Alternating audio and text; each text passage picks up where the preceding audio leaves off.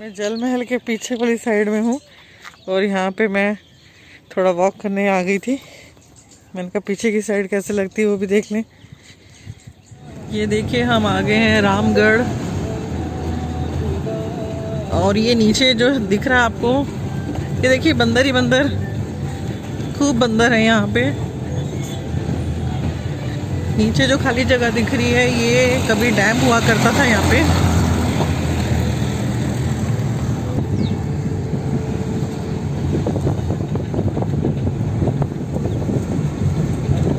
बहुत पहले लोग यहीं से मतलब पूरे जयपुर शहर को पानी जाया करता था,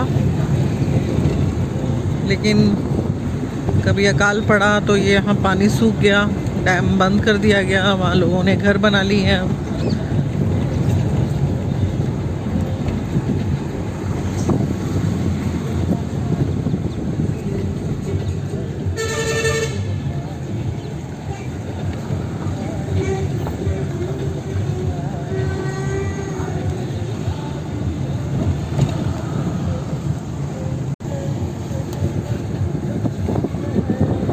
ये पूरा रामगढ़ का सीन है, रामगढ़ के शोले।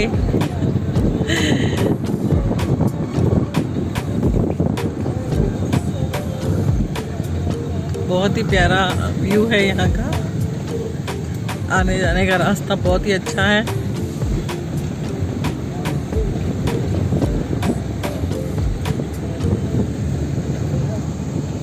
ये जो आप देख रहे हैं ये पेड़ लंबे लंबे, मैं पूरा गाड़ी में हूँ तो इतना अच्छे से ले नहीं पा रही हूँ। ये खजूर के पेड़ हैं सारे, ये देखिए ये खजूर के पेड़ हैं।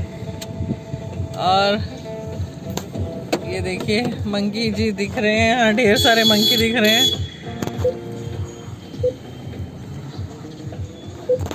देखा, बंदर ही बंदर है।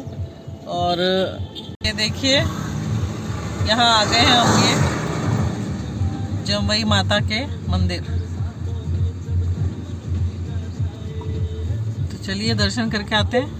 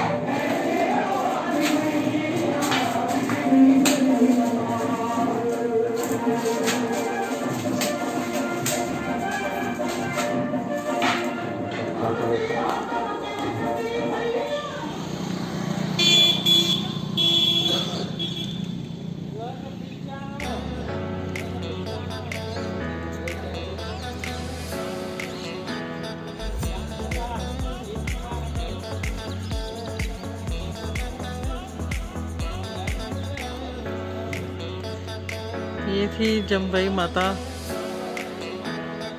वैसे भी किसी भी मंदिर में आकर के हमको बहुत सुकून और शांति मिलती है, और इस जम्बई माता की यहाँ पे बहुत मान्यता है।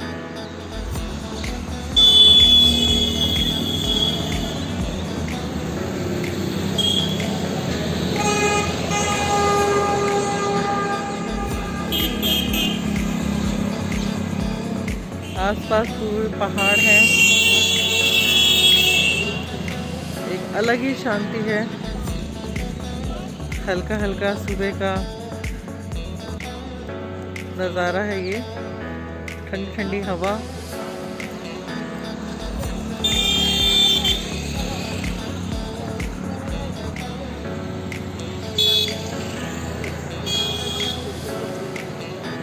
जय जम्बई माता।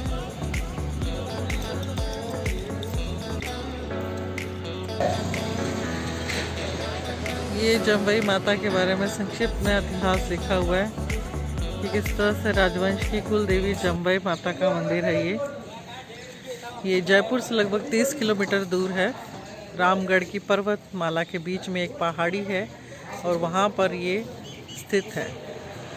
11वीं शताब्दी में महाराजा जो थे यहाँ के दुल्हे राय, ग्वालियर से आके दौसा पर इन्होंने अपना आधिपत्य जमाया था और यहाँ पे काफ़ी सारे उन्होंने युद्ध किए, राजधानी बनाई।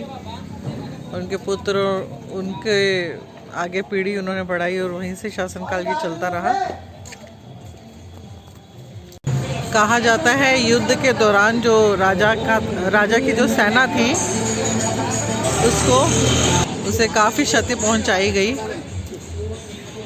और फिर वो जो थे वो घायल भी हो गए इस दौरान। तो जम्बाई माता ने यहाँ पे दर्शन दिए और उनके शीर्ष पर जो स्नेह शीर्ष स्पर्श किया और अमृत रूपी पेय यानी कि दूध उनको दिया गया, उसकी वर्षा हुई और वो जो राजा थे काकिल देव स्वस्थ हो गए।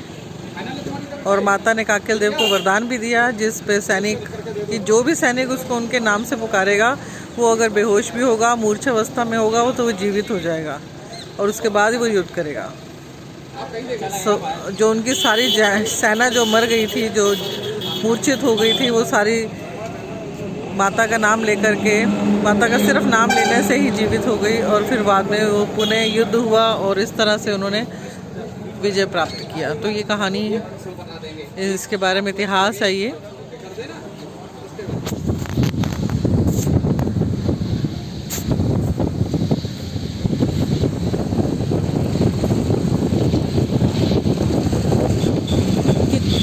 खूबसूरत ये तस्वीर है, लेकिन ये कश्मीर नहीं है, ये जयपुर है। जयपुर का रामगढ़ की चोले भी नहीं है ये। और ये है जम्बाई माता का मंदिर जो हम दर्शन करके आ गए हैं और हम वापसी की ओर जा रहे हैं। वहाँ से हम डैम देखेंगे तो वो आपको दिखाती हूँ मैं।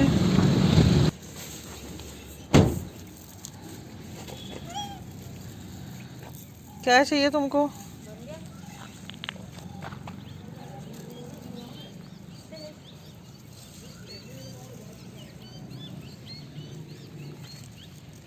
ये डॉगी तो खा नहीं रहे हैं चने, मैं बंदरों के लिए चने लेके आई थी।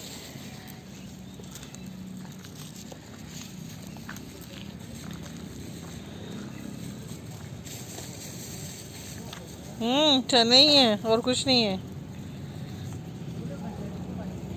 ये देखिए ये डैम है जो कि कभी हुआ करता था, पानी भरा रहता था यहाँ पे, लेकिन अब ये सूखा पड़ा है और यहाँ पे पानी नहीं है बिल्कुल भी। लेकिन कभी किसी टाइम में यहाँ पे ये डैम ही था, पानी भरा होता था यहाँ पे।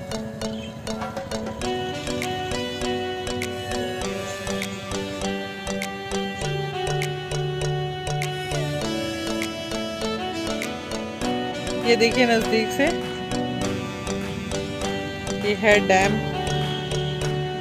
बिना पानी के डैम। कभी इसमें पानी लबालब और इतनी दूर तक भरा रहता था जहाँ तक वो पहाड़ दिख रहे हैं, लेकिन अब ये सूखा हुआ है, पानी का कोई नामो निशान नहीं है।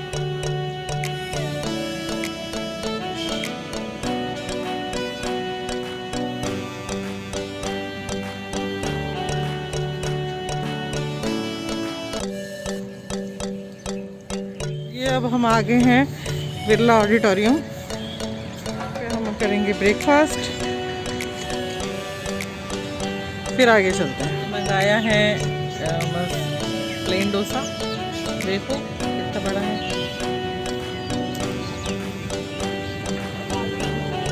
अब इसे खाऊंगी मैं। याहू! तो फ्रेंड्स, हमारा आज का आउटिंग डे हो गया है ख़त्म। सुबह सुबह हम निकले थे तब तारों की छाँव थी, सूरज भी नहीं निकला था, रात के अंधेरे में ही हम ऑलमोस्ट निकले थे और अभी दोपहर के बज गए हैं 3 और मैं अब घर पहुंच गई हूँ ऑलमोस्ट। तो आपसे मैं फिर मिलती हूँ नई वीडियो के साथ, नई चीज़ों के साथ। Thanks for watching.